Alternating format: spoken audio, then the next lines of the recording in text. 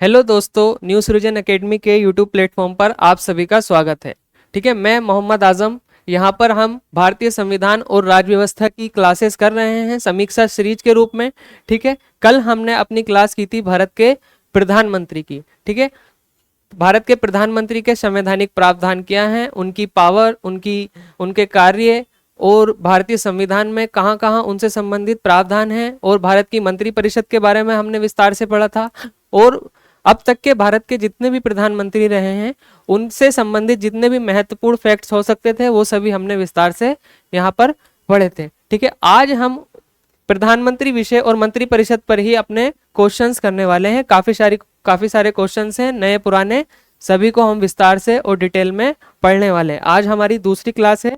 चलते हैं सीधा अपने प्रश्नों पर, भारत के प्रधानमंत्री और मंत्रिपरिषद से रिलेटेड। ठीक है, शुरू कर देते हैं प्रश्नों को। पहला प्रश्न है हमारा मैचिंग का प्रश्न है, हमें यहाँ पर मिलान करना है।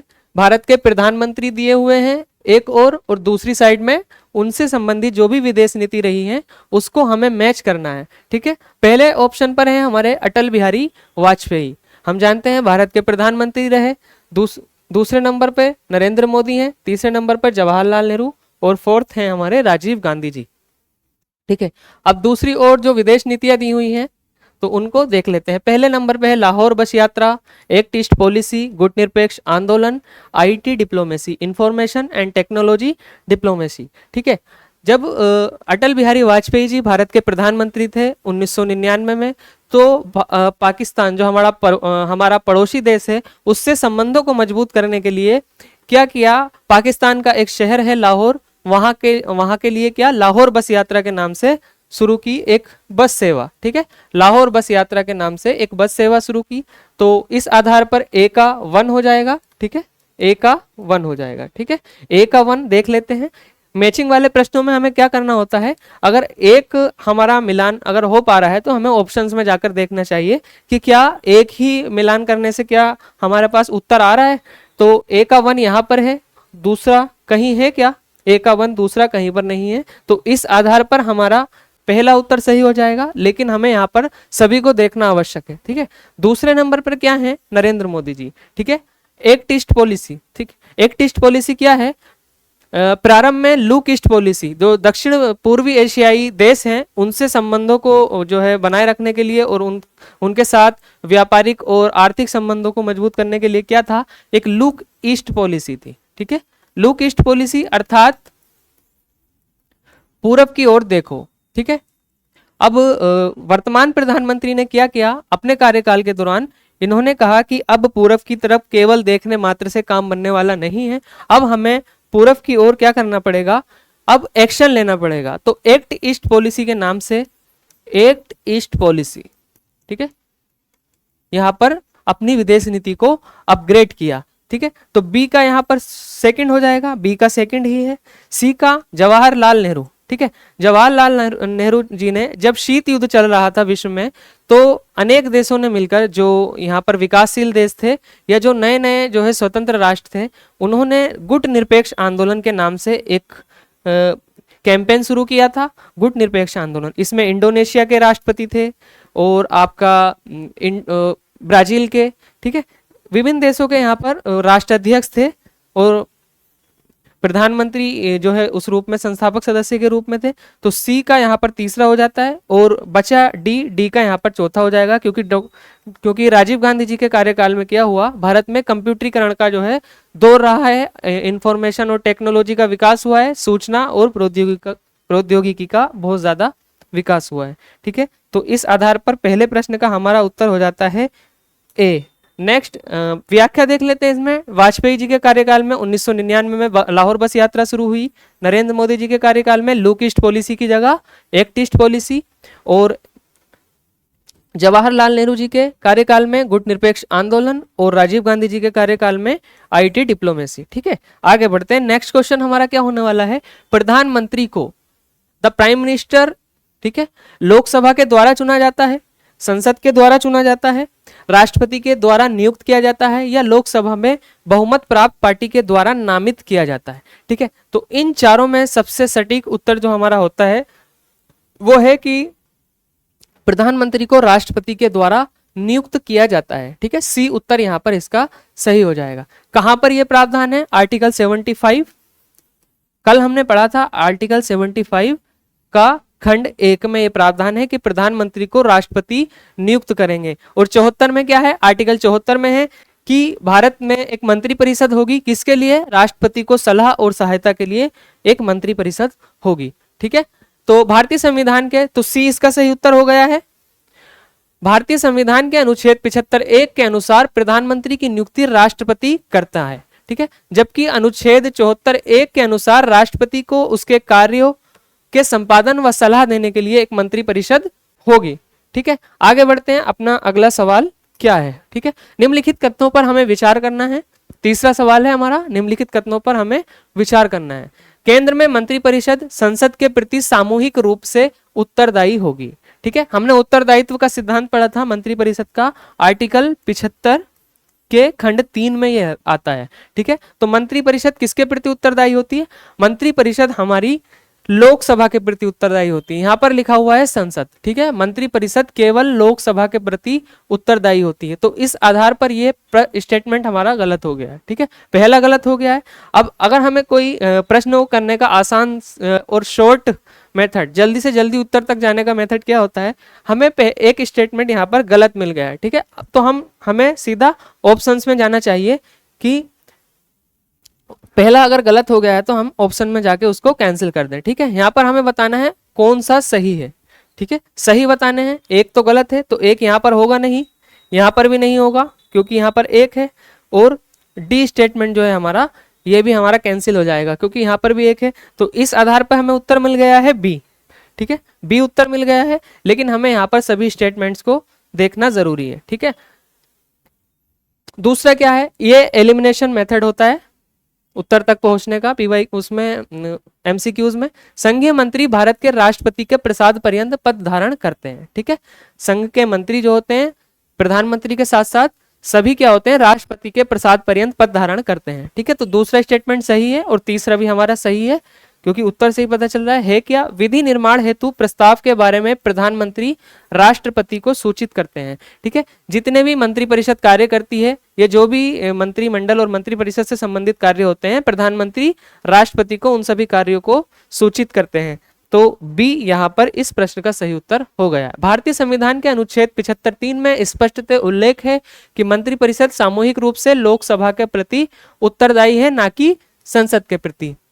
जबकि अनुच्छेद 75(2) के अनुसार मंत्री राष्ट्रपति के प्रसाद पर्यंत पद धारण करेंगे। ये वाला प्रावधान कहां पर है? राष्ट्रपति के प्रसाद पर्यंत पद धारण करने का आर्टिकल 75(2) में है। अनुच्छेद 78(a), इसको 78 का भी कह सकते हैं, 78(a) में विधान विषयक प्रस्तावनाओं से संबंधित सभी निर्णय को प्रधानमंत्री द्वारा राष्ट्रपति को सूचित किया जाता है। ठीक है, प्रधानमंत्री द्वारा राष्ट्रपति को सूचित करने का मामला जो है वो कहां से आता है? आर्टिकल 78 से। ठीक है, उसका भी हमारे पास उपखंड ए है। आगे बढ़ते हैं, नेक्स्ट क्वेश्चन क्या होने वाला है? फोर्थ क्वेश्चन है, निम्नलिखित कथनों पर विचार कीजिए। कोई व्यक्ति जो संसद के किसी सदन का सदस्य नहीं है, मंत्री परिषद का सदस्य नियुक्त किया जा सकता है। ठीक है, मंत्री परिषद के बारे में हमने पढ़ा था, कोई सदस्य अगर संसद का सदस्य नहीं है तो उसको मंत्री परिषद में नियुक्त किया जा सकता है। हालांकि उसको 6 महीने के भीतर संसद के किसी भी एक सदन की सदस्यता लेनी होगी। ठीक है, तो पहला स्टेटमेंट यहां पर सही हो जाता है। दूसरा, किसी भी व्यक्ति को अधिकतम 3 वर्षों की अवधि के लिए मंत्री परिषद का सदस्य नियुक्त किया जाता है। जब मंत्री परिषद की नियुक्ति की हमने बात की थी तो वहां पर हमने ऐसा कोई प्रावधान नहीं पढ़ा है कि मंत्रियों को मात्र 3 वर्ष के लिए नियुक्त किया जाता है। ठीक है, तो इस आधार पर ये हमारा स्टेटमेंट गलत हो जाता है। तीसरा है, मंत्री होने के लिए किसी व्यक्ति को 25 वर्षों से कम आयु का नहीं होना चाहिए। ठीक है, मंत्री कौन हो सकता है? जो कालांतर में 6 महीने के भीतर लोकसभा या राज्यसभा का सदस्य बनने लायक सदस्य बन जाए। अब लोकसभा का सदस्य बनने के लिए न्यूनतम आयु कितनी होती है? 25 वर्ष, और राज्यसभा का सदस्य बनने के लिए न्यूनतम आयु 30 वर्ष होती है। ठीक है, तो उसको कम से कम 25 वर्ष की आयु का होना आवश्यक है। तो तीसरा स्टेटमेंट भी हमारा सही हो जाता है। तीसरा स्टेटमेंट भी सही हो जाता है, दूसरा गलत है। अब हमें प्रश्न क्या है, उपर्युक्त कथनों में से कौन सा सही है, हमें सही बताना है। तो 1 और 3 हमारा सही है, सी यहाँ पर गलत हो गया है। आगे बढ़ते हैं, ठीक है, ये रहा पूरा इसका उसकी व्याख्या प्रश्न की। 5वां सवाल हमारा है, भारत का प्रधानमंत्री बनने के लिए न्यूनतम आयु कितनी होनी चाहिए। ठीक है, भारत का प्रधानमंत्री बनने के लिए न्यूनतम आयु कितनी होनी चाहिए, 21 वर्ष, 25 वर्ष, 30 वर्ष या फिर 35 वर्ष। ठीक है, तो प्रधानमंत्री क्या है, मंत्री परिषद का मुखिया ही होता है। और मंत्री बनने के लिए क्या योग्यता है कि 6 महीने के भीतर भीतर लोकसभा या राज्यसभा का सदस्य नियुक्त हो जाए। लोकसभा का सदस्य बनने के लिए न्यूनतम आयु 25 वर्ष है और राज्यसभा का सदस्य बनने के लिए न्यूनतम आयु 30 वर्ष है। ठीक है, तो प्रश्न के आधार पर क्या हो जाएगा, भारत का प्रधानमंत्री बनने के लिए न्यूनतम आयु कितनी होनी चाहिए, 25 वर्ष। ठीक है, तो बी यहाँ पर सही उत्तर हो जाएगा। 25 वर्ष की न्यूनतम 25 वर्ष की आयु वाला व्यक्ति प्रधानमंत्री नियुक्त हो सकता है। भारत का प्रधानमंत्री लोकसभा के बहुमत दल का नेता होता है और जो अधिकतर क्या होता है, भारत का प्रधानमंत्री लोकसभा के बहुमत दल का नेता होता है। ठीक है, हालांकि राज्यसभा का सदस्य भी हो सकता है। चूंकि लोकसभा का सदस्य निर्वाचित होने की न्यूनतम आयु 25 वर्ष है, इस आधार पर भारत का प्रधानमंत्री बनने के लिए न्यूनतम आयु क्या हो जाएगी, 25 वर्ष। आगे बढ़ते हैं, हमारा 6 क्वेश्चन है, भारत का प्रधानमंत्री होता है, ठीक है, निर्वाचित होता है, चयनित होता है, मनोनीत होता है, नियुक्त होता है या इनमें से कोई नहीं। ठीक है, तो हम 1 बाय 1 इन सभी ऑप्शंस को लगाकर देखते हैं। भारत का प्रधानमंत्री निर्वाचित होता है। ठीक है, क्या प्रधानमंत्री के रूप में कोई व्यक्ति निर्वाचित होता है, नहीं, एक सांसद के रूप में, मेंबर ऑफ पार्लियामेंट के रूप में कोई व्यक्ति निर्वाचित होता है। ठीक है, प्रधानमंत्री के रूप में कोई निर्वाचित नहीं होता है। प्रधानमंत्री को क्या किया जाता है, उन सांसदों में से ही जो बहुमत दल का नेता होता है उसको राष्ट्रपति क्या करते हैं, नियुक्त करते हैं। ठीक है, तो निर्वाचित भी नहीं होगा, चयनित भी नहीं होगा, मनोनीत भी नहीं होगा, यहाँ पर डी उत्तर इसका सही हो जाएगा। भारत का प्रधानमंत्री नियुक्त होता है, किसके द्वारा नियुक्त होता है, राष्ट्रपति के द्वारा, राष्ट्रपति द्वारा नियुक्त होता है। ठीक है, नेक्स्ट क्वेश्चन है, generally the prime ministers of India, आमतौर पर भारत के प्रधानमंत्री होते हैं, संसद का सदस्य नहीं होते, लोकसभा का सदस्य होते हैं, राज्यसभा का सदस्य होते हैं, दोनों सदनों के सदस्य होते हैं।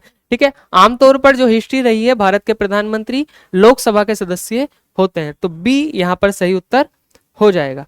आगे बढ़ते हैं,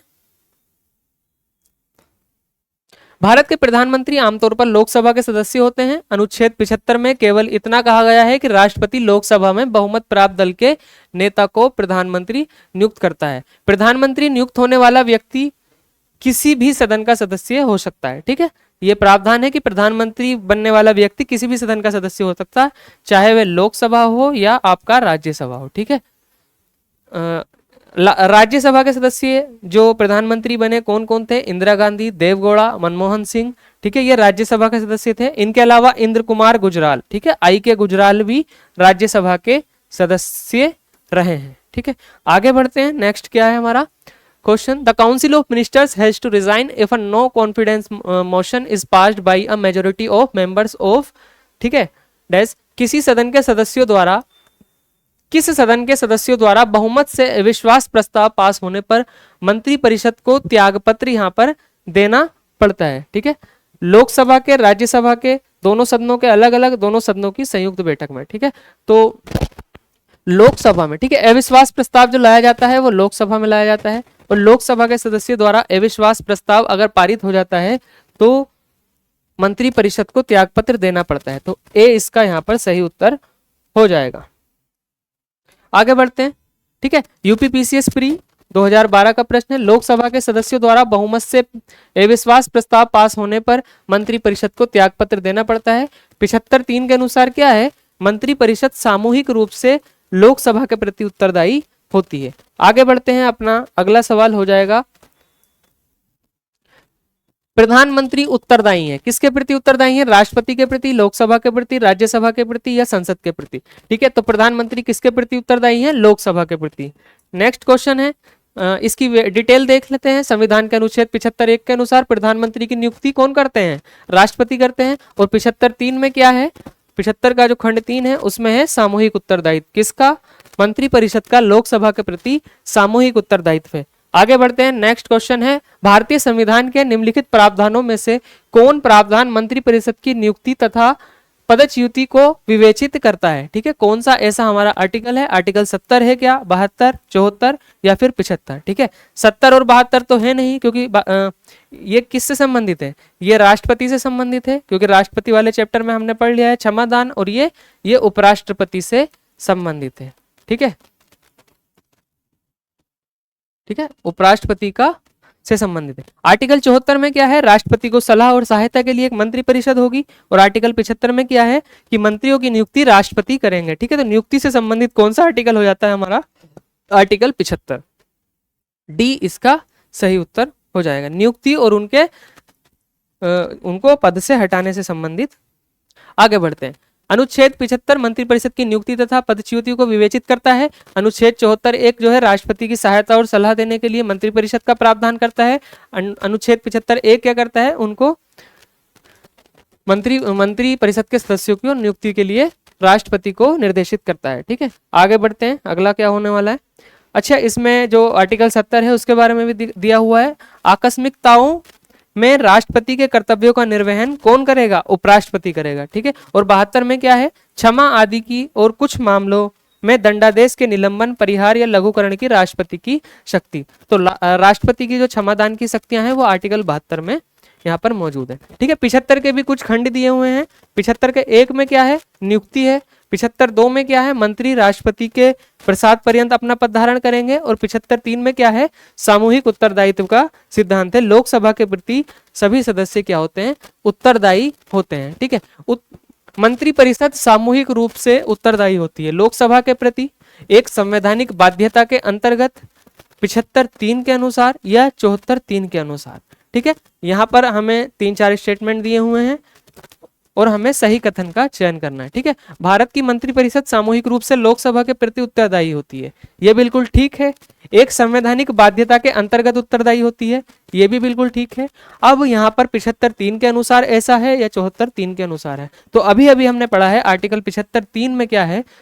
मंत्रिपरिषद के सदस्य सामूहिक रूप से लोकसभा के प्रति उत्तरदायी होते हैं। ठीक है, तो 74(3) यहाँ पर नहीं होगा, फोर्थ यहाँ पर हट जाएगा। ठीक है, फोर्थ यहाँ से हट गया है और फोर्थ यहाँ से भी हट गया है। ठीक है, अब बचा हमारा, हमने कथन के आधार पर भी देख लिया है, पहला, दूसरा और तीसरा हमारा सही है। तो 11वें का यहाँ पर बी आंसर सही हो जाएगा। ठीक है, ठीक है, ये यहाँ पर लिखा हुआ है, इसकी व्याख्या हम पहले भी कर चुके हैं। भारतीय संविधान के संदर्भ में निम्नलिखित कथनों पर विचार कीजिए। भारतीय संविधान के संदर्भ में निम्नलिखित कथनों पर विचार कीजिए। संघीय मंत्रिपरिषद लोकसभा के प्रति सामूहिक रूप से उत्तरदायी होती है। ठीक है, बिल्कुल सही स्टेटमेंट है। संघ के मंत्री प्रधानमंत्री के प्रसाद पर्यंत अपने पद धारण करते हैं। ठीक है, यहाँ पर यही वाला स्टेटमेंट जो है हमें गलत नजर आ रहा है, क्योंकि संघ के मंत्री जो होते हैं राष्ट्रपति के प्रसाद पर्यंत पद धारण करते हैं। राष्ट्रपति के प्रसाद पर्यंत कौन सा आर्टिकल है? 75(2) में है कि संघ के मंत्री राष्ट्रपति के प्रसाद पर्यंत पद धारण करते हैं। तो दूसरा स्टेटमेंट हमारा गलत हो जाएगा, दूसरा गलत, ये भी गलत, ये गलत, और ए हमारा पहला स्टेटमेंट सही है, तो केवल एक सही है, ए उत्तर इसका हो जाएगा। यूपी ROARO 2016 का प्रश्न है। ठीक है, नेक्स्ट क्वेश्चन है, निम्नलिखित केंद्रीय मंत्रिपरिषद के त्यागपत्र देने के उपरांत निम्नांकित में से कौन सी एक सही स्थिति नहीं है? निम्नांकित में से कौन सी एक सही स्थिति नहीं है? राष्ट्रपति शासन लागू हो जाएगा। ठीक है, राष्ट्रपति वैकल्पिक व्यवस्था बनने तक उन्हें बने रहने के लिए कहेंगे। ठीक है, तीसरा है वैकल्पिक व्यवस्था से अभिप्राय है कि यथासंभव शीघ्र नई सरकार के गठन हेतु आम चुनाव कराया जाए। अपदस्थ मंत्री परिषद अपने पद पर नई सरकार बनने तक अपने पदभार का निर्वाह करेगी। ठीक है, तो राष्ट्रपति शासन लागू हो जाता है, ये वाला स्टेटमेंट यहाँ पर गलत है। ठीक है, अगर मंत्री परिषद त्यागपत्र दे देती है तो राष्ट्रपति शासन लागू नहीं होता। ठीक है, तो यहाँ पर ए स्टेटमेंट सही हो जाएगा, क्योंकि ये गलत है और हमें बताना था गलत। राष्ट्रपति वैकल्पिक व्यवस्था बनने तक उन्हें बने रहने के लिए कहेंगे, ये भी बिल्कुल ठीक है। जब तक अगला जो है प्रधानमंत्री या मंत्रिपरिषद गठित नहीं हो जाती तब तक वो कार्य करती रहती है। तो दूसरा भी सही, तीसरा भी सही हो जाएगा और चौथा भी सही हो जाएगा। आगे बढ़ते हैं, इसका एक्सप्लेनेशन देख लेते हैं क्या है। राष्ट्रपति शासन की व्यवस्था राज्यों में संवैधानिक तंत्र की विफलता से संबंधित है। ठीक है, राष्ट्रपति शासन केंद्र में ऐसे डायरेक्टली नहीं लगता है, केंद्र में राष्ट्रपति शासन राज्यों में लगता है अनुच्छेद 356 के आधार पर, राज्यों में संवैधानिक तंत्र की विफलता के आधार पर। 356 के द्वारा संवैधानिक तंत्र की विफलता की बाबत उद्घोषणा तब करता है जब किसी भी कारणवश किसी राज्य में संवैधानिक सरकार नहीं चल रही है। केंद्रीय मंत्रिपरिषद के त्यागपत्र देने के उपरांत राष्ट्रपति वैकल्पिक व्यवस्था होने तक उन्हें बने रहने के लिए कहेंगे। वैकल्पिक व्यवस्था से अभिप्राय है कि यथासंभव शीघ्र नई सरकार के गठन हेतु आम चुनाव करा लिए जाएंगे। अपदस्थ मंत्रिपरिषद को नई सरकार के गठन होने तक पदभार का निर्वहन करना होगा। ठीक है, नेक्स्ट क्वेश्चन है हमारा, बढ़ते हैं अगले सवाल पर। यदि भारत के प्रधानमंत्री संसद के उच्च सदन के सदस्य हैं तो वे अविश्वास प्रस्ताव की स्थिति में अपने पक्ष में वोट नहीं दे सकेंगे। ठीक है, वे निम्न सदन में बजट पर नहीं बोल सकते, वे केवल उच्च सदन में ही वक्तव्य दे सकते हैं। वे उन्हें प्रधानमंत्री पद की शपथ ग्रहण करने के बाद 6 मास के अंदर निम्न सदन का सदस्य बनना पड़ेगा। ठीक है, तो क्या ऐसा है यहाँ पर, यदि भारत के प्रधानमंत्री संसद के उच्च सदन के सदस्य हैं, ठीक है, उच्च सदन कौन सा होता है, राज्यसभा। ठीक है, अगर प्रधानमंत्री राज्यसभा के सदस्य हैं तो अगर वे अविश्वास प्रस्ताव आता है, अविश्वास प्रस्ताव कहाँ आता है, केवल लोकसभा में आता है। ठीक है, लोकसभा में अगर अविश्वास प्रस्ताव आता है तो प्रधानमंत्री यहाँ पर वोट डालने के लिए क्या है, योग्य नहीं होंगे। क्यों नहीं होंगे, क्योंकि प्रधानमंत्री लोकसभा के सदस्य नहीं है, यहाँ पर लिखा हुआ है उच्च सदन के सदस्य हैं। ठीक है, तो जो सदन का सदस्य होता है उस सदन में वही व्यक्ति वोट डालने का अधिकारी होता है, अन्यथा नहीं होता है। लेकिन मंत्री जो होते हैं, मंत्रियों को दोनों सदनों में बोलने का अधिकार और बैठकों में भाग लेने का अधिकार होता है। ठीक है, तो इस आधार पर वे अविश्वास प्रस्ताव की स्थिति में अपने पक्ष में वोट नहीं दे सकेंगे। ठीक है, पहला स्टेटमेंट इसका सही हो जाएगा। ठीक है, वे निम्न सदन में बजट पर नहीं बोल सकते। ठीक है, बजट में तो बोल सकते हैं, ये वाला सही है, ये वाला गलत है। वे केवल उच्च सदन में ही वक्तव्य दे सकते हैं, ऐसा भी नहीं है, क्योंकि वे एक मंत्री हैं और मंत्री में भी प्रधानमंत्री हैं। उन्हें प्रधानमंत्री पद की शपथ ग्रहण करने के बाद 6 मास के अंदर निम्न सदन का सदस्य बनना पड़ेगा। ऐसा नहीं है, प्रधानमंत्री नियुक्त होने के बाद अगर कोई व्यक्ति संसद का सदस्य नहीं है तो 6 माह के भीतर वो किसी भी सदन का सदस्य बन सकता है। यहाँ पर केवल निम्न सदन का प्रावधान हमारे पास कोई नहीं है, तो इस आधार पर ये गलत हो गया है। ठीक है, ये पूरी डिटेल यहाँ पर लिखी हुई है। अगले सवाल पर बढ़ते हैं। निम्नलिखित कथनों पर विचार कीजिए। भारतीय संघ की कार्यपालिका शक्ति प्रधानमंत्री में निहित होती है। दूसरा है, प्रधानमंत्री सिविल सेवा बोर्ड का पदेन अध्यक्ष होता है। ठीक है, प्रधानमंत्री सिविल सेवा बोर्ड का पदेन अध्यक्ष होता है। ठीक है, भारतीय संघ की कार्यपालिका शक्ति प्रधानमंत्री में निहित होती है क्या? भारतीय संघ की कार्यपालिका हमने पढ़ा है जब राष्ट्रपति चैप्टर पढ़ा था, और ठीक है, तो उसमें हमने पढ़ा था भारतीय संघ की कार्यपालिका शक्ति किसके हाथ में होती है, राष्ट्रपति के हाथ में होती है। राष्ट्रपति कार्यकारी प्रमुख होता है, तो पहला स्टेटमेंट गलत हो जाता है। प्रधानमंत्री सिविल सेवा बोर्ड का पदेन अध्यक्ष होता है। ठीक है, क्या ऐसा है? यह भी स्टेटमेंट यहाँ पर गलत है, तो इसका सही उत्तर हो जाएगा ना तो 1 ना 2। सिविल सेवा बोर्ड का जो यहाँ पर हमारे पास अध्यक्ष होता है वो होते हैं कैबिनेट सचिव। ठीक है, कैबिनेट सचिव जो होते हैं वो सिविल सेवा बोर्ड के अध्यक्ष होते हैं। ठीक है, कैबिनेट सचिव। आगे बढ़ते हैं। ठीक है, अनुच्छेद 53(1) के अनुसार संघ की कार्यपालिका शक्ति राष्ट्रपति में निहित होती है। मंत्रिमंडल या कैबिनेट सचिव, ठीक है, सिविल सेवा बोर्ड के पदेन अध्यक्ष होते हैं। आगे बढ़ते हैं। अगला सवाल है, संघ सरकार के संदर्भ में निम्नलिखित कथनों पर विचार कीजिए। कैबिनेट सचिव की सलाह पर प्रधानमंत्री द्वारा भारत सरकार के मंत्रालय विभागों का सृजन किया जाता है। ठीक है, कैबिनेट सचिव यहाँ पर लिखा हुआ है। हर एक मंत्रालय को प्रधानमंत्री की सलाह पर भारत के राष्ट्रपति द्वारा किसी मंत्री को प्रदान किया जाता है। ठीक है, तो यहाँ पर जो नए मंत्रालय का सृजन किया जाता है या मंत्रालय विभागों का आवंटन किया जाता है वो प्रधानमंत्री की सलाह पर कौन करते हैं? राष्ट्रपति करते हैं। ठीक है, तो कैबिनेट सचिव की सलाह यहाँ पर नहीं होती है। पहला स्टेटमेंट गलत हो जाता है, दूसरा सही हो जाता है, तो इसका सही उत्तर होगा केवल 2। केवल 2 कहाँ पर है? बी पर है। ठीक है, तो 16 का हमारा उत्तर हो जाएगा बी। आगे बढ़ते हैं। ठीक है, यहाँ पर ये लिखी हुई है डिटेल। प्रधानमंत्री द्वारा भारत सरकार के मंत्रालय विभागों का गठन कैबिनेट सचिव की सलाह पर नहीं किया जाता है। ठीक है, कैबिनेट सचिव की सलाह पर नहीं किया जाता है। यहाँ पर लिखा था कैबिनेट सचिव की सलाह पर प्रधानमंत्री द्वारा। ठीक है, प्रधानमंत्री अपने अनुसार पद धारण करने के बाद विभागों का और मंत्रालयों का जो है आवंटन करते हैं अपनी इच्छा अनुसार। तो ये प्रधानमंत्री का विवेक है, यहाँ पर कैबिनेट सचिव का कोई रोल नहीं है। आगे बढ़ते हैं। असर्शन रीजनिंग वाला प्रश्न है, प्रधानमंत्री भारत सरकार का वास्तविक प्रमुख होता है। राष्ट्रपति केवल औपचारिक प्रमुख होता है। ठीक है, दोनों स्टेटमेंट सही है यहाँ पर, और ए और आर दोनों सही हैं, आर ए की सही व्याख्या भी करता है। ठीक है, ए उत्तर इसका हो जाएगा। भारत में कार्यपालिका की वास्तविक शक्ति प्रधानमंत्री के हाथ में है, और मंत्रिपरिषद प्रधानमंत्री और मंत्रिपरिषद में होती है। और कार्यकारी प्रमुख कौन होते हैं? कार्यकारी प्रमुख होते हैं राष्ट्रपति। ठीक है, या इनको संवैधानिक प्रमुख भी कहा जाता है, कार्यकारी और संवैधानिक प्रमुख। ठीक है, भारत के पहले प्रधानमंत्री कौन थे? ठीक है, भारत के पहले प्रधानमंत्री कौन थे? ठीक है, डॉक्टर राजेंद्र प्रसाद, महात्मा गांधी, जवाहरलाल नेहरू, सरदार पटेल। ठीक है, तो भारत के पहले प्रधानमंत्री कौन थे? Very easy question, Jawaharlal Nehru. कब से कब तक रहे? 1947 से 1964 तक भारत के प्रधानमंत्री, सबसे लंबा कार्यकाल इनका रहा था। भारत के पहले राष्ट्रपति कौन थे? ठीक है, भारत के पहले राष्ट्रपति थे डॉक्टर राजेंद्र प्रसाद। आगे बढ़ते हैं, नेक्स्ट क्वेश्चन क्या हो जाएगा? नेहरू स्वतंत्र भारत के पहले प्रधानमंत्री बने और 17 वर्षों तक पद पर रहे। ठीक है, प्रधानमंत्री को पद से कैसे हटाया जा सकता है? राष्ट्रपति द्वारा, महाभियोग द्वारा, लोकसभा के अविश्वास प्रस्ताव से, या सुप्रीम कोर्ट के आदेश से। ठीक है, यहाँ पर अभी हम पढ़कर आए हैं, अगर लोकसभा में अविश्वास प्रस्ताव पास कर दिया जाए तो प्रधानमंत्री को अपने पद से इस्तीफा देना पड़ेगा, और प्रधानमंत्री इस्तीफा दे देते हैं तो पूरी मंत्रिपरिषद भी इस्तीफा दे देती है। तो सी इसका यहाँ पर सही जवाब हो जाएगा। ठीक है, लोकसभा के अविश्वास प्रस्ताव से। प्रधानमंत्री तब तक पद पर रहते हैं जब तक वे लोकसभा का विश्वास प्राप्त है उनको, अविश्वास प्रस्ताव के बाद उन्हें पद से इस्तीफा देना होता है। भारत का प्रधानमंत्री किसके प्रति उत्तरदायी है?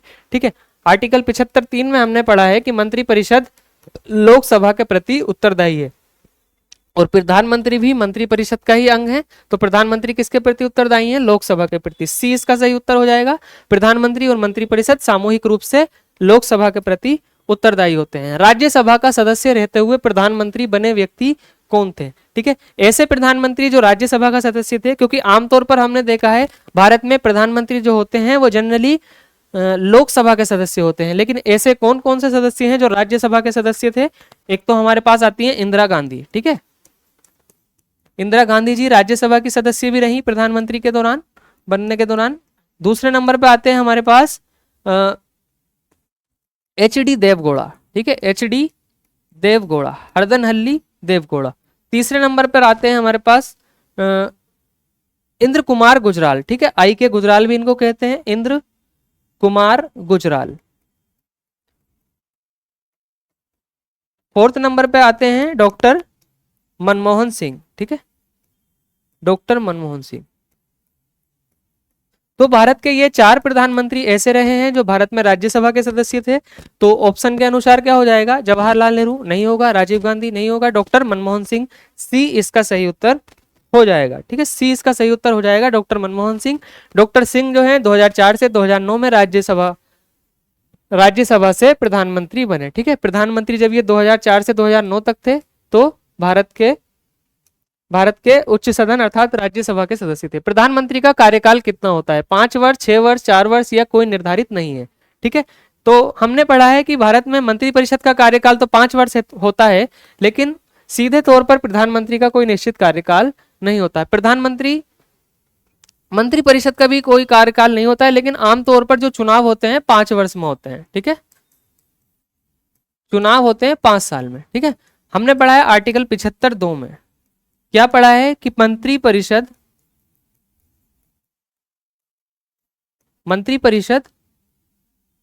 राष्ट्रपति के प्रसाद पर्यंत पद धारण करती है। ठीक है, राष्ट्रपति के प्रसाद पर्यंत। ठीक है, राष्ट्रपति जब चाहे मंत्रिपरिषद को भंग कर सकते हैं, लोकसभा को भंग कर सकते हैं। ठीक है, तो कोई निर्धारित अवधि नहीं है। ठीक है, प्रधानमंत्री का कार्यकाल कितना होता है? कोई निर्धारित अवधि नहीं है। डी इसका यहाँ पर सही उत्तर हो जाएगा। आगे बढ़ते हैं, 1975 में आपातकाल किस प्रधानमंत्री के कार्यकाल में लगा था? ठीक है, 1975 में हमने देखा 25 जून 1975। ठीक है, 25 जून 1975 को भारत में आपातकाल लगाया गया आंतरिक अशांति के आधार पर। किस आधार पर आपातकाल लगा था? आंतरिक अशांति के आधार पर, आंतरिक अशांति। ठीक है, तो उस टाइम प्रधानमंत्री कौन थी? श्रीमती इंदिरा गांधी उस टाइम प्रधानमंत्री थी। ठीक है, इनके कार्यकाल के ही दौरान 42वां संवैधानिक संशोधन हुआ है 1976 में, और आपातकाल के दौरान ही यह संवैधानिक संशोधन हुआ था।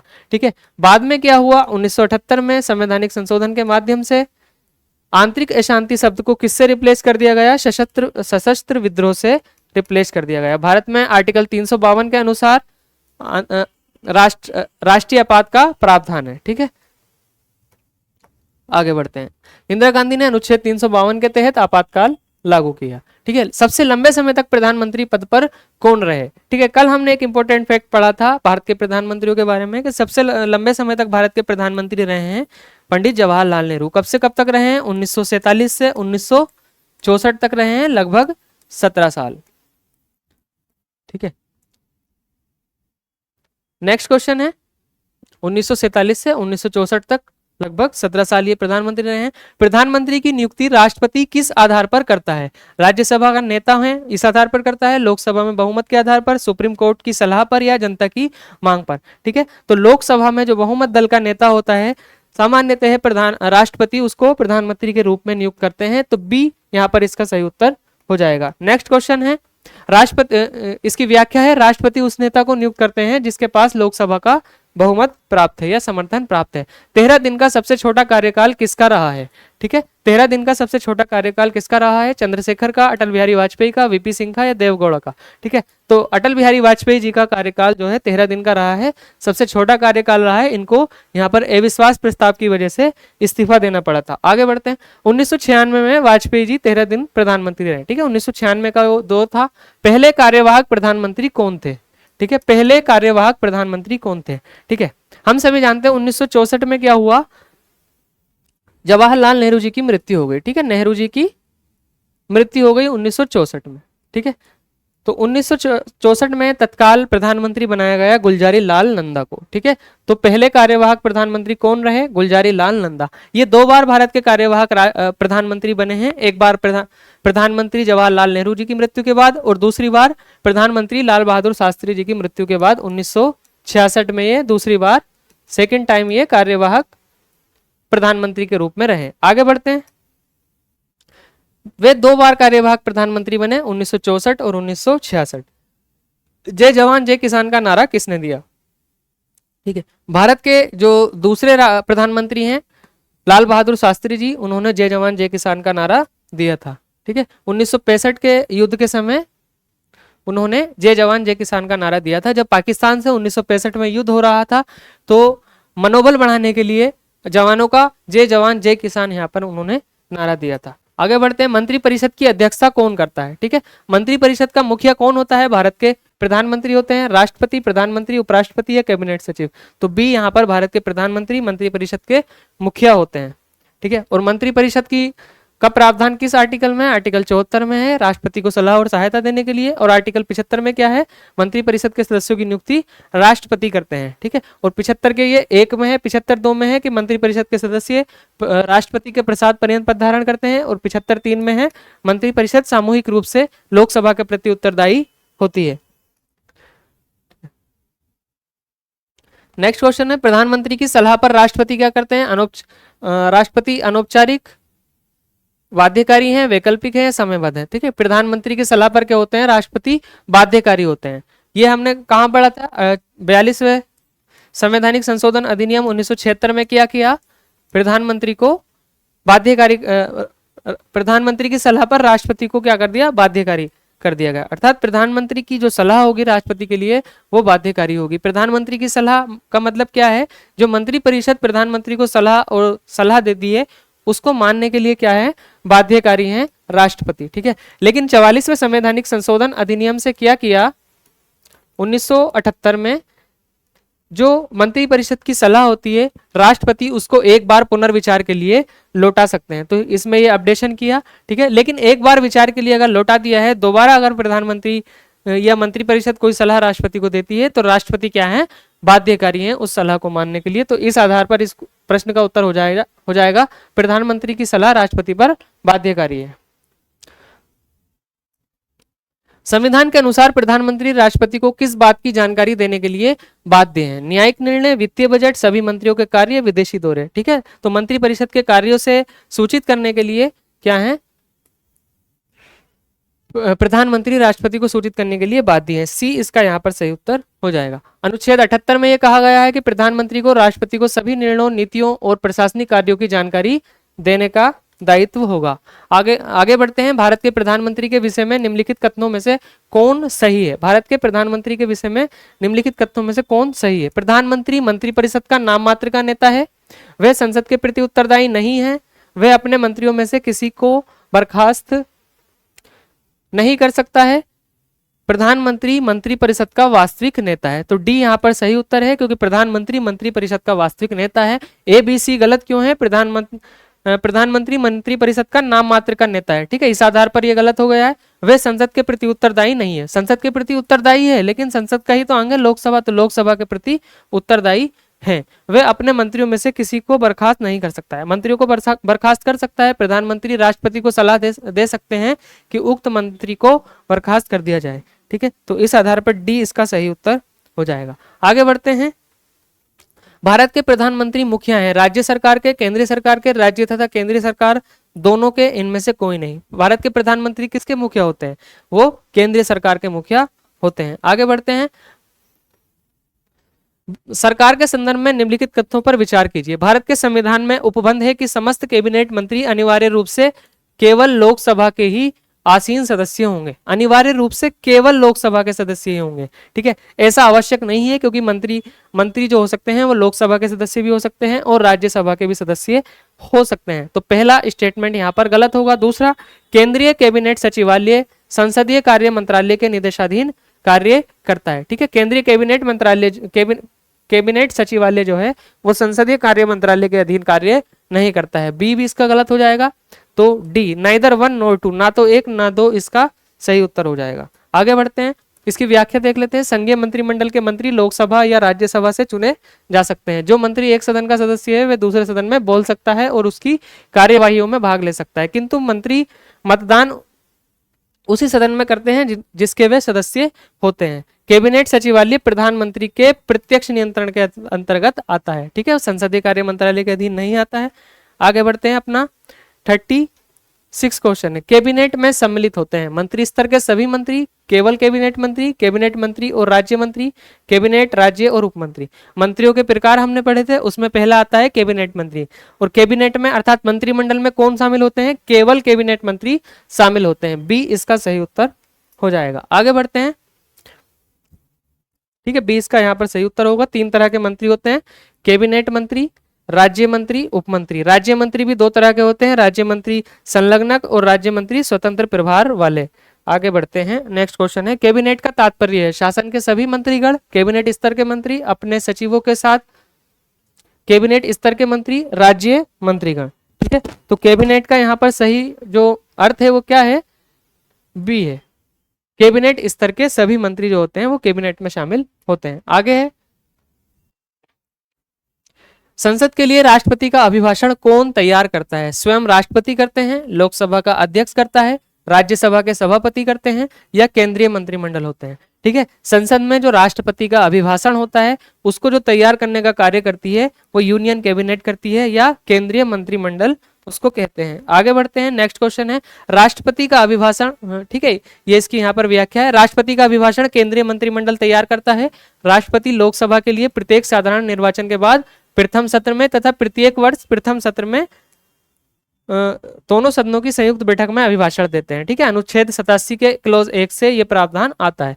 यह अभिभाषण केंद्रीय मंत्रिमंडल तैयार करता है, ना कि राष्ट्रपति का व्यक्तिगत अभिभाषण होता है। ठीक है, तो केंद्रीय मंत्रिमंडल की ही समस्त बातों का जो है वो एक संकलन होता है, राष्ट्रपति का अभिभाषण।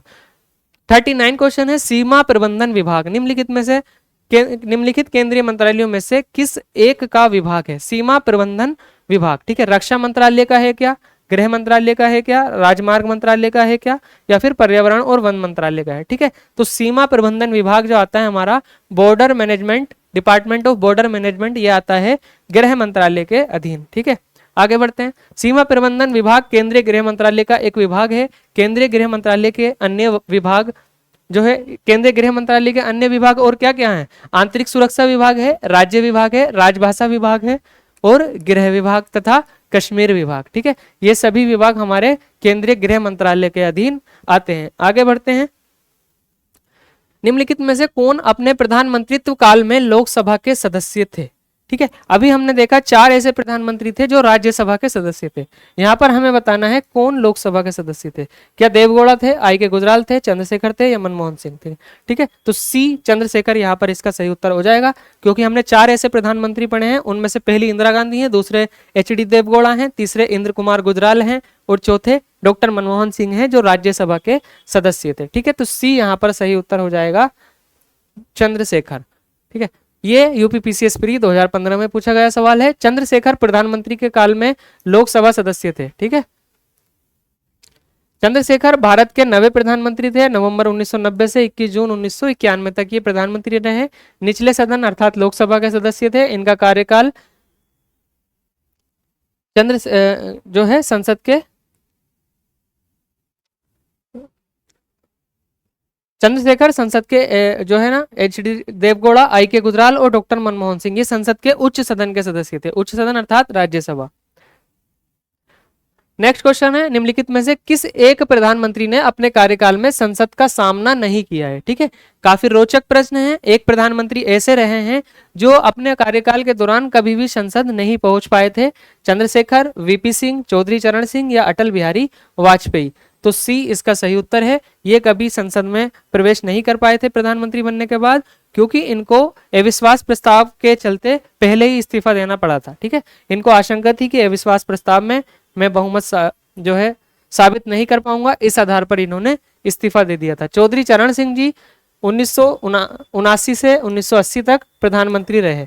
28 जुलाई से 14 जनवरी तक प्रधानमंत्री रहे, किंतु उन्होंने अपने कार्यकाल में संसद का सामना नहीं किया था तथा लोकसभा में विश्वास मत प्राप्त करने से पहले ही त्याग पत्र दे दिया था। ठीक है, इन्होंने इस्तीफा दे दिया था। निम्नलिखित में से कौन भारत के प्रधानमंत्री बनने से पूर्व किसी भी राज्य के मुख्यमंत्री नहीं रहे? ठीक है, काफी नया क्वेश्चन है। ऐसे कौन से प्रधानमंत्री हैं जो किसी भी राज्य के मुख्यमंत्री नहीं रहे थे? एच.डी. देवगौड़ा, पी.वी. नरसिम्हा राव, चंद्रशेखर या मोरारजी देसाई? ठीक है, तो यहाँ पर देख लेते। एच.डी. देवगौड़ा जो रहे थे कर्नाटक के मुख्यमंत्री रहे थे प्रधानमंत्री बनने से पहले। दूसरे नंबर पे बात कर लेते हैं पी.वी. नरसिम्हा राव की। ठीक है, पी.वी. नरसिम्हा राव यहाँ पर आंध्र प्रदेश के मुख्यमंत्री रहे थे। ठीक है, आंध्र प्रदेश के। और जो मोरारजी देसाई हैं वो प्रधानमंत्री बनने से पूर्व बंबई प्रांत के मुख्यमंत्री रहे थे। बंबई प्रांत, ठीक है, उस टाइम बंबई प्रांत था। ठीक है, अब यहाँ पर रह जाते हैं सी, तो चंद्रशेखर इसका सही उत्तर हो जाएगा। मोरारजी देसाई के बारे में एक इंपॉर्टेंट कथन ये भी है, पहले गैर कांग्रेसी प्रधानमंत्री रहे थे, 1977 में प्रधानमंत्री बने थे। ठीक है, और जनता पार्टी से ये प्रधानमंत्री चुने गए थे। जनता पार्टी 1978 में जो 44वां संवैधानिक संशोधन हुआ था वो प्रधानमंत्री मोरारजी देसाई के कार्यकाल में ही हुआ था। आगे, ठीक है, चंद्रशेखर प्रधानमंत्री बनने से पहले किसी राज्य के मुख्यमंत्री नहीं थे। देवगौड़ा कर्नाटक के थे, मोरारजी देसाई बंबई के थे और आंध्र प्रदेश के कौन थे? पी.वी. नरसिम्हा राव। ठीक है, चौधरी चरण सिंह और वीपी सिंह उत्तर प्रदेश के मुख्यमंत्री थे। ठीक है, इनके अलावा चौधरी चरण सिंह और वीपी सिंह भी 2 ऐसे प्रधानमंत्री रहे हैं जो उत्तर प्रदेश के मुख्यमंत्री रह चुके थे प्रधानमंत्री बनने से पूर्व। नेक्स्ट क्वेश्चन है, निम्नलिखित में से कौन भारत के प्रधानमंत्री बनने से पूर्व किसी राज्य के मुख्यमंत्री नहीं रहे? ठीक है, मोरारजी देसाई रहे हैं बंबई के, चरण सिंह उत्तर प्रदेश के रहे हैं, वीपी सिंह उत्तर प्रदेश के रहे हैं, चंद्रशेखर हमने देखा किसी भी राज्य के नहीं रहे और पी.वी. नरसिम्हा राव आंध्र प्रदेश के रहे हैं। तो नहीं रहे हमको बताना है, तो केवल 4 इसका सही उत्तर हो जाएगा। केवल 4, डी इसका सही उत्तर हो जाएगा। आगे बढ़ते हैं। निम्नलिखित में से किसने अपने राजनीतिक जीवन में भारत के प्रधानमंत्री का पद एक से अधिक बार समय अंतर के बाद सुशोभित किया है? ठीक है, काफी नया क्वेश्चन है, देखने लायक है, इसको हमें देखना पड़ेगा। यहाँ पर ये जो शब्द लिखा हुआ है काफी इंपॉर्टेंट है, एक से अधिक समय अंतर के बाद सुशोभित किया है। ठीक है, एक से अधिक बार प्रधानमंत्री बने लेकिन लगातार नहीं बने, इसका मतलब यह है कि एक से अधिक समय अंतर के बाद बने, यानी ये बने, इनके बाद कोई और बना, फिर ये बने, इस तरह से हमें इसका उत्तर बताना है। तो हम जानते हैं पंडित जवाहरलाल नेहरू तो 1947 से 1964 तक लगातार प्रधानमंत्री रहे हैं। ठीक है, तो यहाँ पर ए वन स्टेटमेंट गलत हो जाएगा। ठीक है, अब इस आधार पर उत्तर जानने की कोशिश करते हैं। वन यहाँ से हट जाएगा, वन यहाँ से हट जाएगा, वन यहाँ से हट जाएगा, सी इसका यहाँ पर सही उत्तर आ गया है। ठीक है, लाल बहादुर शास्त्री तो केवल एक बार ही रहे थे, तो ये इस आधार पर नहीं है। गुलजारी लाल नंदा 2 बार कार्यवाहक प्रधानमंत्री रहे हैं। कब कब रहे हैं? एक तो 1964 में और एक 1966 में। 1964 में कब? प्रधानमंत्री जवाहरलाल नेहरू की मृत्यु के बाद, और 1966 में प्रधानमंत्री लाल बहादुर शास्त्री जी की मृत्यु के बाद। इंदिरा गांधी कब रही हैं? इनका भी 2 कार्यकाल रहा है। एक बार ये रही 1966 के बाद, और एक बार रही, इनके बाद फिर बने मोरारजी देसाई, और फिर अगले कार्यकाल में ये प्रधानमंत्री बने। ठीक है, अटल बिहारी वाजपेयी जी का भी ऐसी है, 1996 में एक बार ये प्रधानमंत्री बने। ठीक है, और उसके बाद 1999 में बने। ठीक है, आगे बढ़ते हैं।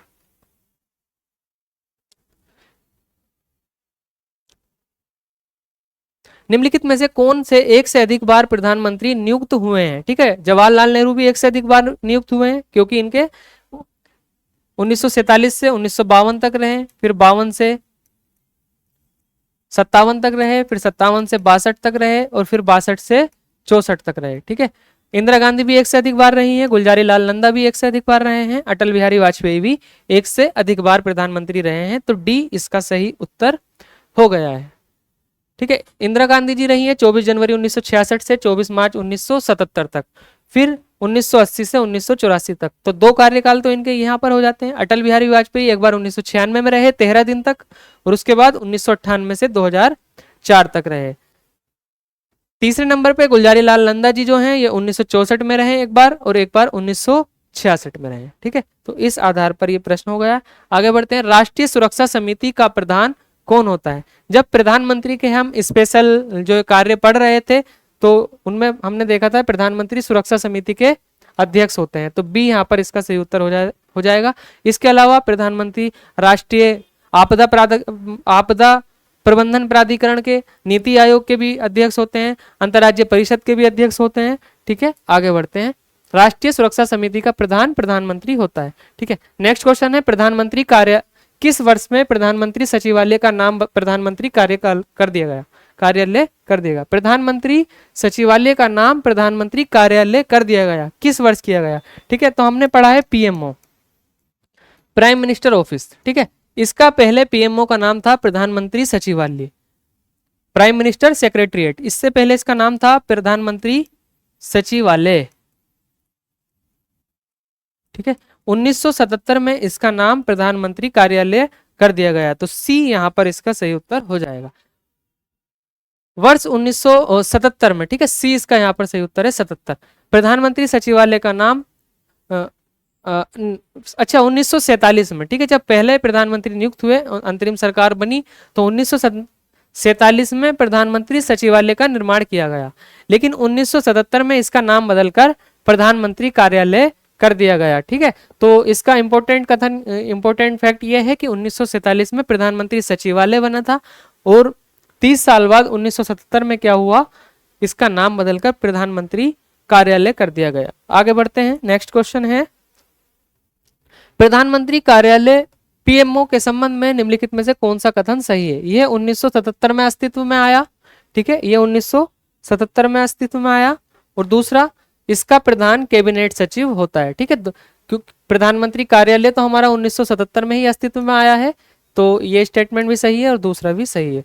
तो बी इसका सही उत्तर हो जाएगा, 1 और 2 दोनों। ठीक है, भारत के ये यूपीपीसीएस प्री 2019 में पूछा गया प्रश्न है। भारत के प्रधानमंत्री का कार्यालय पीएमओ से आशय भारत के प्रधानमंत्री के सीधे नीचे आने वाले नजदीकी अधिकारी व कर्मचारी समूह से है। प्रधानमंत्री का प्रधान सचिव इसका सर्वोच्च अधिकारी होता है। ठीक है, निवर्तमान सचिव प्रमोद कुमार मिश्रा है। ठीक है, ये यहाँ पर अब ये नहीं है, अब कोई और है। वर्ष 1977 तक प्रधानमंत्री कार्यालय को प्रधानमंत्री सचिवालय कहा जाता था। ठीक है, नेक्स्ट आगे बढ़ते हैं। भारत के राष्ट्रपति किसकी अनुशंसा पर लोकसभा को भंग कर सकते हैं? ठीक है, भारत के राष्ट्रपति किसकी अनुशंसा पर लोकसभा को भंग करते हैं? राज्यसभा की, चुनाव आयोग की, भारत के मुख्य न्यायाधीश की, या मंत्रिपरिषद की? ठीक है, डी इसका यहाँ पर सही उत्तर हो जाएगा। भारत के राष्ट्रपति मंत्रिपरिषद की सलाह पर लोकसभा को भंग कर देते हैं।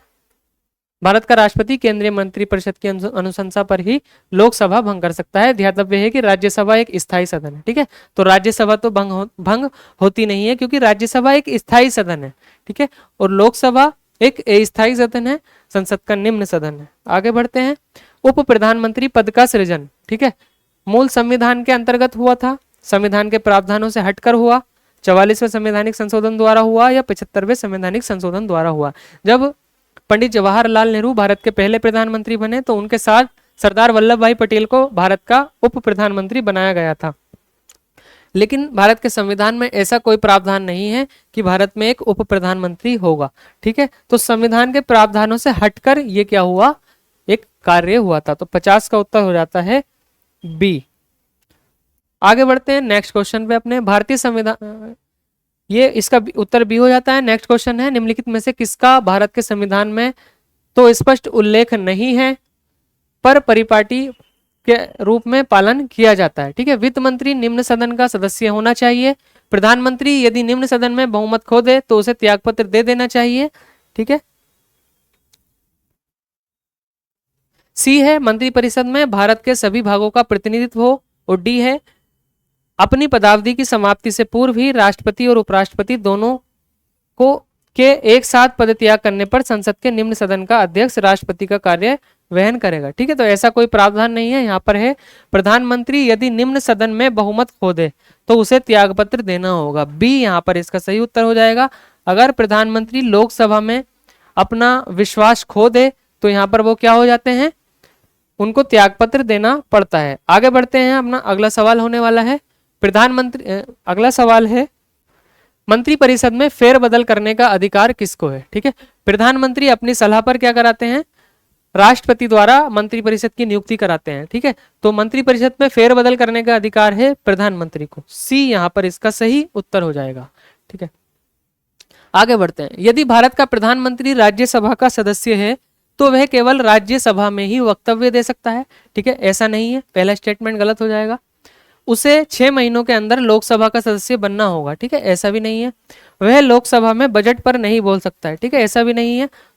फोर्थ है अविश्वास प्रस्ताव की स्थिति में वह अपने पक्ष में मत नहीं दे पाएगा, क्योंकि अविश्वास प्रस्ताव केवल लोकसभा में आता है, और यहाँ पर प्रश्न में है लोकसभा प्रधानमंत्री राज्यसभा का सदस्य है। ठीक है, जो जिस सदन का सदस्य होता है वही व्यक्ति सदन में जो है मतदान कर सकता है। तो डी यहाँ पर इसका सही उत्तर हो जाएगा। आगे बढ़ते हैं। निम्न में से कौन प्रधानमंत्री बनते समय राज्यसभा का सदस्य था? ठीक है, लाल बहादुर शास्त्री, इंदिरा गांधी, चंद्रशेखर, या पीवी नरसिम्हा राव? ठीक है, तो 4 ही हमने ऐसे प्रधानमंत्री पढ़े हैं जो राज्यसभा के सदस्य थे। यहाँ पर बी इंदिरा गांधी सही उत्तर हो जाएगा। ठीक है, इंदिरा गांधी जी के अलावा ऐसे कौन कौन प्रधानमंत्री हैं? एच.डी. देवगौड़ा, और आपके इंद्र कुमार गुजराल, और डॉक्टर मनमोहन सिंह। 4 ऐसे प्रधानमंत्री रहे हैं जो राज्यसभा के सदस्य थे।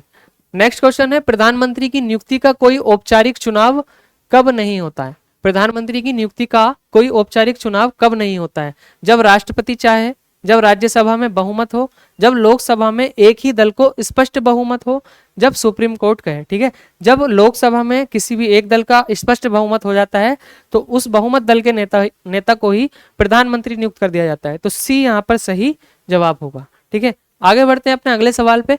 लोकसभा में बहुमत खोने पर प्रधानमंत्री को क्या करना चाहिए? इस्तीफा दे देना चाहिए, सुप्रीम कोर्ट जाएं, राष्ट्रपति से इस्तीफा दें, राज्यसभा से विश्वास मत लें, मंत्रिपरिषद भंग कर दें। ठीक है, तो राष्ट्रपति को इस्तीफा दें। बी यहाँ पर सही जवाब होगा। नीति आयोग की अध्यक्षता कौन करता है? प्रधानमंत्री के अन्य कार्यों में हमने पढ़ा था कि प्रधानमंत्री नीति आयोग के अध्यक्ष होते हैं, अंतर्राज्यीय परिषद के अध्यक्ष होते हैं, आपदा प्रबंधन प्राधिकरण के अध्यक्ष होते हैं। ठीक है, तो यहाँ पर प्रधानमंत्री, सी सही हो जाएगा। नीति आयोग के अध्यक्ष होते हैं प्रधानमंत्री। नेक्स्ट क्वेश्चन है भारत के प्रधानमंत्री का शपथ ग्रहण कौन कराता है? ठीक है, भारत के प्रधानमंत्री का शपथ ग्रहण कौन कराता है? भारत के राष्ट्रपति। सी यहाँ पर सही उत्तर होगा। आर्टिकल 75(1) के तहत प्रधानमंत्री और मंत्रिपरिषद की नियुक्ति राष्ट्रपति करते हैं और राष्ट्रपति उनको शपथ भी दिलवाते हैं। नेक्स्ट क्वेश्चन, किस प्रधानमंत्री के कार्यकाल में भारत न्यूक्लियर क्लब में शामिल हुआ? ठीक है, न्यूक्लियर क्लब ऐसे देशों का समूह है जिन्होंने परमाणु का सफल परीक्षण कर लिया है, परमाणु अभियान का। ठीक है, तो अटल बिहारी वाजपेयी जी के कार्यकाल में राजस्थान में पोखरण 2 नाम से क्या हुआ, एक हमारा सफल परमाणु परीक्षण हुआ। तो इनके कार्यकाल में क्या हुआ, भारत न्यूक्लियर क्लब में शामिल हो गया।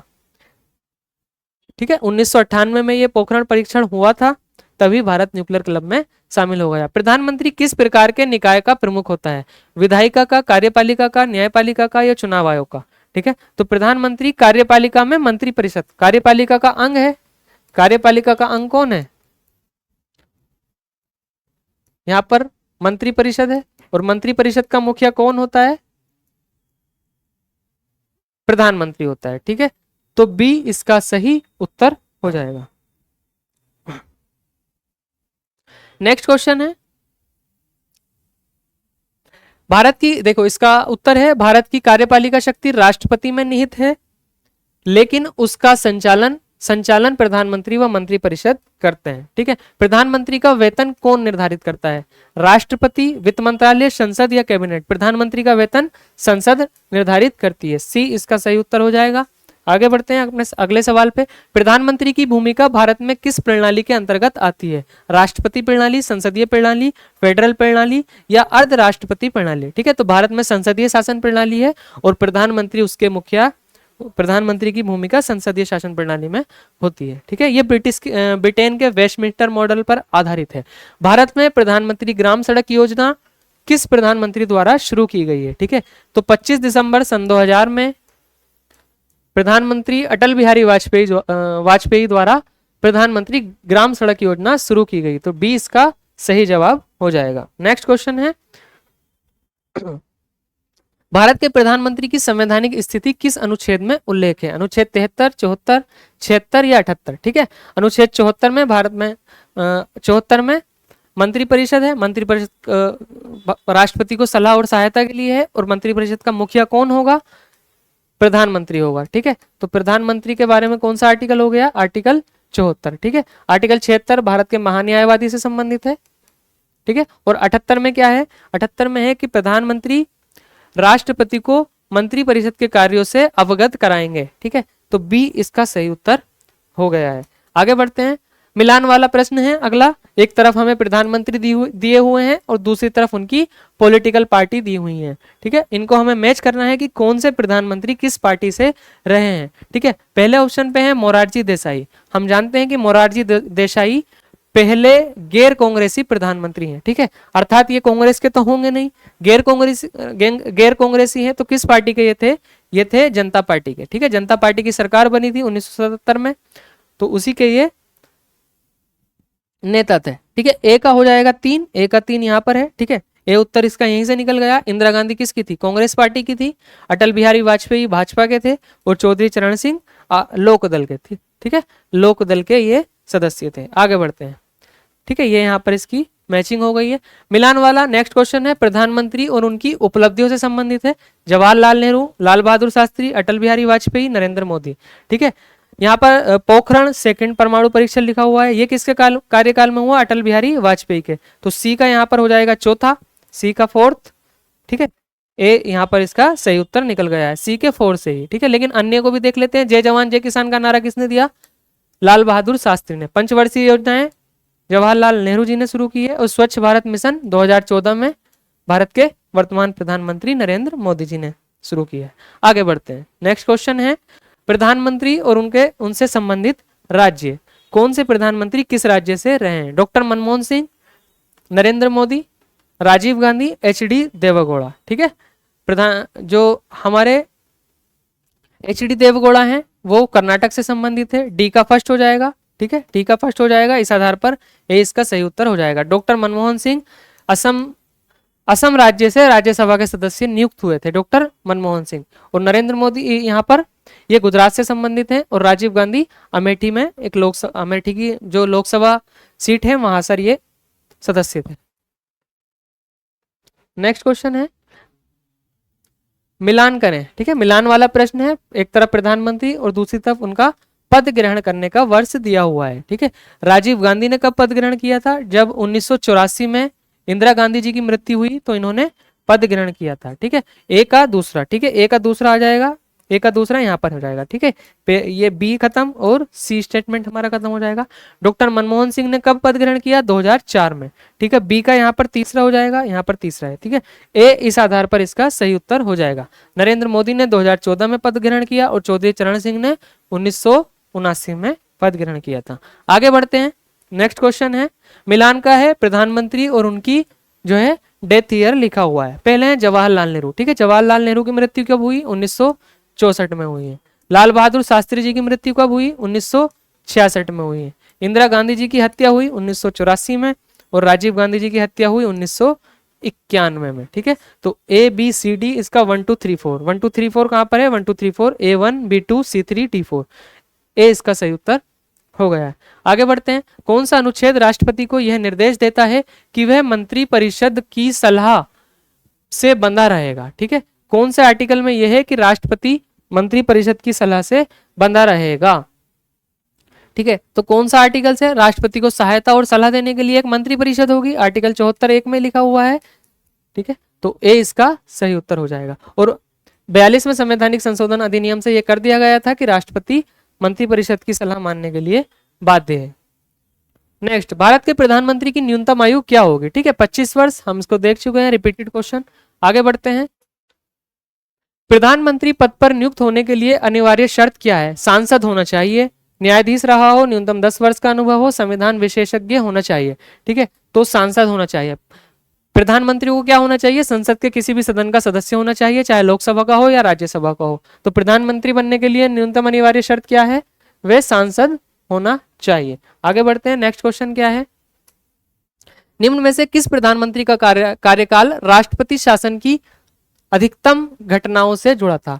ठीक है, ऐसे कौन से प्रधानमंत्री रहे हैं जिनके कार्यकाल में सर्वाधिक बार राष्ट्रपति शासन राज्यों में लगा है? ठीक है, तो ए इसका सही उत्तर है, इंदिरा गांधी जी के कार्यकाल में सर्वाधिक बार राष्ट्रपति शासन राज्यों में लगा है। ठीक है, इंदिरा गांधी के कार्यकाल में धारा 356 अर्थात जो आर्टिकल 356 है संवैधानिक तंत्र की जो है विफलता के आधार पर राज्यों में राष्ट्रपति शासन लगाया जाता है, तो इसका सर्वाधिक प्रयोग हुआ जो राज्यों में राष्ट्रपति शासन लागू करने के लिए होता है। आगे बढ़ते हैं, प्रधानमंत्री की अनुपस्थिति में मंत्री परिषद की बैठक कौन बुलाता है? ठीक है, मंत्री परिषद की बैठक बुलाने का अधिकार प्रधानमंत्री को है, लेकिन प्रधानमंत्री अगर उपस्थित नहीं है तो मंत्री परिषद की बैठक कौन बुलाते हैं? राष्ट्रपति, गृह मंत्री, वरिष्ठतम मंत्री या कैबिनेट मंत्री?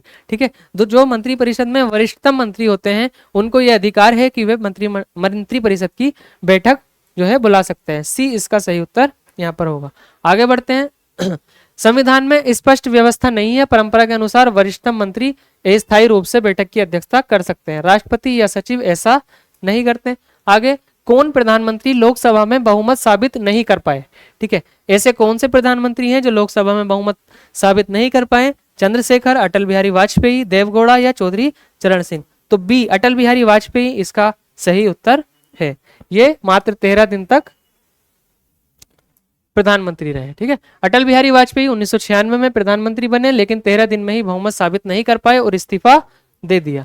निम्न में से कौन पीएम नेहरू गांधी परिवार से संबंधित नहीं थे? ठीक है, जो नेहरू गांधी परिवार है उससे संबंधित निम्नलिखित में से कौन से प्रधानमंत्री नहीं है? ठीक है, राजीव गांधी नेहरू गांधी परिवार से, इंदिरा गांधी भी, जवाहरलाल नेहरू भी, लेकिन सी मनमोहन सिंह नहीं है। ठीक है, जवाहरलाल नेहरू की पुत्री है यहाँ पर इंदिरा गांधी। ठीक है, इंदिरा गांधी, और इनके पुत्र हैं राजीव गांधी। ठीक है, आगे बढ़ते हैं, अपना नेक्स्ट क्वेश्चन है, मनमोहन सिंह इसका सही उत्तर हो गया।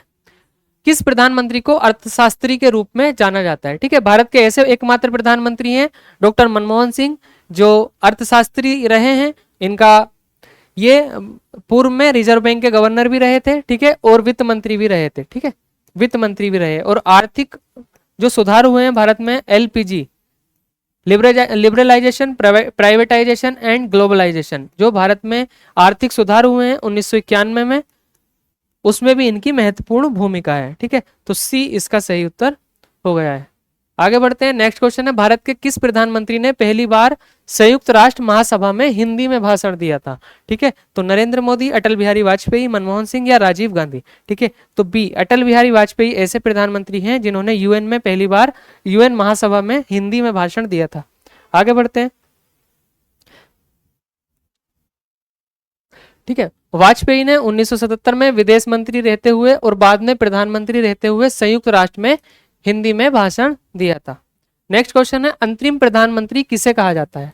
ठीक है, अंतरिम प्रधानमंत्री किसे कहा जाता है? जब कोई प्रधानमंत्री इस्तीफा दे दे या किसी प्रधानमंत्री की मृत्यु हो जाए तो जो तत्काल प्रधानमंत्री नियुक्त किए जाते हैं कार्यवाहक प्रधानमंत्री के रूप में, उन्हीं को हम अंतरिम प्रधानमंत्री भी कहा जाता है। ठीक है, तो भारत में गुलजारी लाल नंदा ऐसे प्रधानमंत्री रहे हैं जो 2 बार कार्यवाहक प्रधानमंत्री बने, एक बार नेहरू जी की मृत्यु के बाद और दूसरी बार लाल बहादुर शास्त्री जी की मृत्यु के बाद। तो बी इसका यहाँ पर सही उत्तर हो जाएगा। नेक्स्ट क्वेश्चन है, प्रधानमंत्री और उनसे संबंधित योजनाएं। ठीक है, एक तरफ भारत के प्रधानमंत्री दिए हुए हैं और दूसरी तरफ उनसे संबंधित योजनाएं। ठीक है, नरेंद्र मोदी है, यहाँ पर उनसे संबंधित योजनाएं देख लेते हैं। स्वर्णिम चतुर्भुज योजना, उज्ज्वला योजना, 20 सूत्रीय कार्यक्रम, मनरेगा। ठीक है, तो उज्ज्वला योजना 2016 में प्रधानमंत्री नरेंद्र मोदी द्वारा शुरू की गई है। ए का यहाँ पर सेकंड हो जाएगा, ए का सेकंड यहाँ पर है। ठीक है, इस आधार पर ए इसका सही उत्तर हो गया है। ठीक है, अटल बिहारी वाजपेयी ने स्वर्णिम चतुर्भुज योजना शुरू की। सी इंदिरा गांधी। ठीक है, इंदिरा गांधी ने क्या किया? 20 सूत्री कार्यक्रम पेश किए। और डॉक्टर मनमोहन सिंह के कार्यकाल में मनरेगा आया है। महात्मा गांधी राष्ट्रीय रोजगार अधिनियम, ठीक है, 2005 में ये आया था। आगे बढ़ते हैं। ठीक है, उज्ज्वला योजना 2016 में रसोई गैस कनेक्शन देने के लिए शुरू की गई थी और इंदिरा गांधी द्वारा 1975 में गरीबी हटाओ नारे के तहत 20 सूत्रीय कार्यक्रम शुरू किए गए थे। और अटल बिहारी वाजपेयी भारत माला व स्वर्णिम चतुर्भुज परियोजना के जरिए राष्ट्रीय राजमार्गों का इन्होंने विकास किया। ठीक है, और डॉक्टर मनमोहन सिंह ने 2005 में रोजगार गारंटी अधिनियम पास किया। एक तरफ प्रधानमंत्री है, एक तरफ राष्ट्रपति है। ठीक है, नरेंद्र मोदी, मनमोहन सिंह, राजीव गांधी और अटल बिहारी वाजपेयी। ठीक है, नरेंद्र मोदी के कार्यकाल में कौन राष्ट्रपति रहे? प्रणब मुखर्जी रहे। ए का तीसरा। ठीक है, ए का तीसरा इसमें हो जाएगा, ए इसका यहाँ पर सही उत्तर है। मनमोहन सिंह के कार्यकाल में कौन रहे? बी का पहला, एपीजे अब्दुल कलाम। सी का दूसरा, राजीव गांधी के कार्यकाल में ज्ञानी जैल सिंह। और ज्ञानी जैल सिंह ऐसे राष्ट्रपति थे जिन्होंने पॉकेट वीटो का इस्तेमाल किया था। डाकघर विधेयक अधिनियम पर इन्होंने क्या किया था? डाकघर विधेयक को पॉकेट कर लिया था, पॉकेट वीटो इस पर लगा दिया था। ठीक है, और अटल बिहारी वाजपेयी के कार्यकाल में रहे थे KR नारायण। ठीक है, नेक्स्ट क्वेश्चन है, प्रधानमंत्री और उनकी शिक्षा कहां से हुई है? ठीक है, डॉक्टर मनमोहन सिंह, नरेंद्र मोदी, अटल बिहारी वाजपेयी और जवाहरलाल नेहरू। ठीक है, तो जो हमारे अटल बिहारी वाजपेयी है इनकी शिक्षा DAV कॉलेज कानपुर से हुई है। तो सी का पहला हो जाएगा, सी का पहला यहाँ पर है और यहाँ पर है। ठीक है, ए और बी में से इसका सही उत्तर होने वाला है। दूसरे हैं डॉक्टर मनमोहन सिंह। ठीक है, डॉक्टर मनमोहन सिंह, इनकी जो शिक्षा हुई है वो हमारी ऑक्सफोर्ड विश्वविद्यालय से हुई है। और नरेंद्र मोदी की बी का हो जाएगा तीसरा, गुजरात विश्वविद्यालय से बी का तीसरा। ठीक है, तो ए इसका यहाँ पर सही उत्तर हो गया है। ए का दूसरा, बी का तीसरा, सी का पहला और डॉक्टर पंडित जवाहरलाल नेहरू की कैम्ब्रिज विश्वविद्यालय से शिक्षा हुई है। नेक्स्ट क्वेश्चन है, प्रधानमंत्री और उनका संबंध। ठीक है, नेहरू, इंदिरा गांधी, राजीव गांधी और सोनिया गांधी। ठीक है, ठीक है, यहाँ पर सोनिया गांधी तो प्रधानमंत्री रही भी नहीं लेकिन कांग्रेस की वरिष्ठ नेता है।